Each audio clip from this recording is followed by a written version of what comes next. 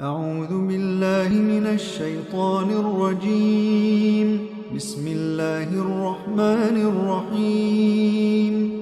والنجم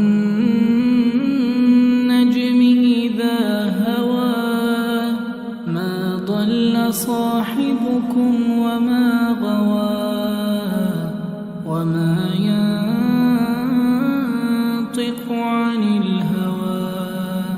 إن هو إلا وحي يوحى علمه شديد القوى ذو مرة فاستوى وهو بالأفق الأعلى ثم دنا فتدلى فكان قاب قوسين أو أدنى فأوحى إلى عبده ما أوحى ما كذب الفؤاد ما رأى أفتمارونه على ما يرى ولقد رآه نزلة أخرى عند سدرة المنتهى عندها جنة المأوى إذ يغشى السدرة ما يغشى ما زاغ البصر وما طغى لقد رأى من آيات ربه الكبرى أفرأيتم اللات والعزى ومناة الثالثة الأخرى ألكم الذكر وله الأنثى تلك إذا قسمة ضيزى إن هي إلا أسماء سميتموها أنتم وآباؤكم ما أنزل الله بها من سلطان إن يتبعون إلا الظن وما تهوى الأنفس ولقد جاءهم من ربهم الهدى أم للإنسان ما تمنى فلله الآخرة والأولى وكم من ملك في السماوات لا تغني شفاعتهم شيئا إلا من بعد أن يأذن الله لمن يشاء ويرضى إن الذين لا يؤمنون بالآخرة ليسمون الملائكة تسمية الأنثى وما لهم به من علم إن يتبعون إلا الظن وإن الظن لا يغني من الحق شيئا فأعرض عمن تولى عن ذكرنا ولم يرد إلا الحياة الدنيا ذلك مبلغهم من العلم إن ربك هو أعلم بمن ضل عن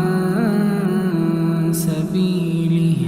وهو أعلم بمن اهتدى ولله ما في السماوات وما في الأرض ليجزي الذين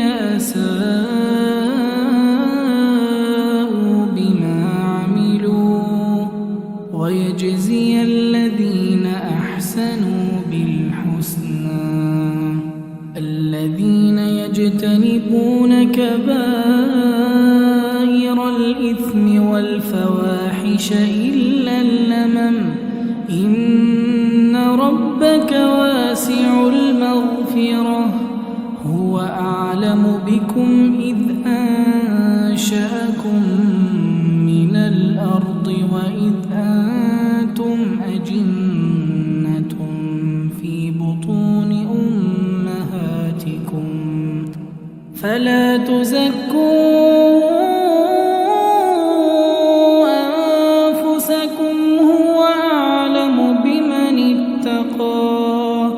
أفرأيت الذي تولى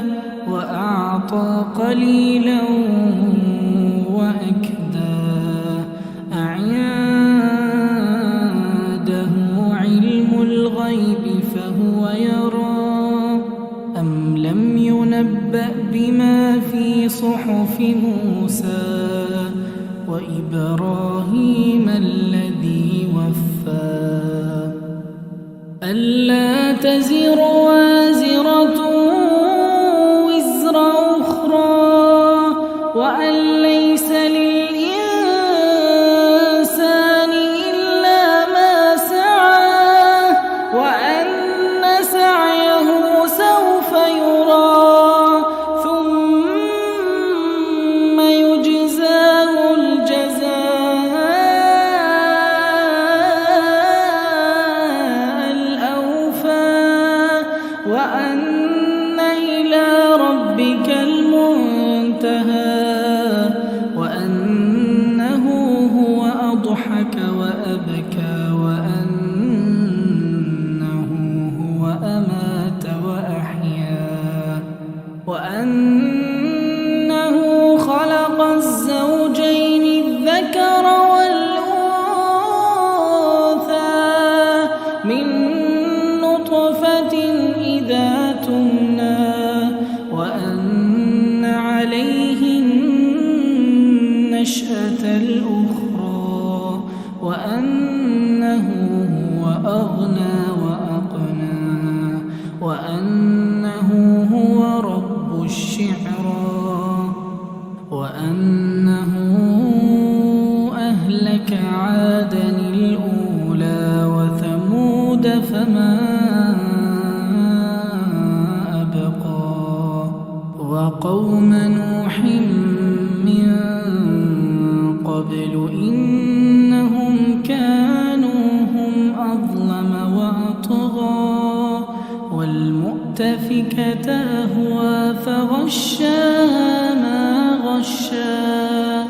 فبأي آلاء ربك تتمارى هذا نذير من النذر الأولى أزفت الآزفة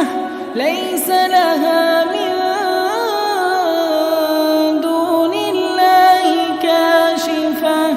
أفمن هذا الحديث تعجبون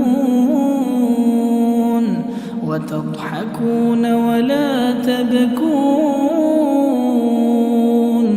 وأنتم سامدون فاسجدوا لله واعبدوا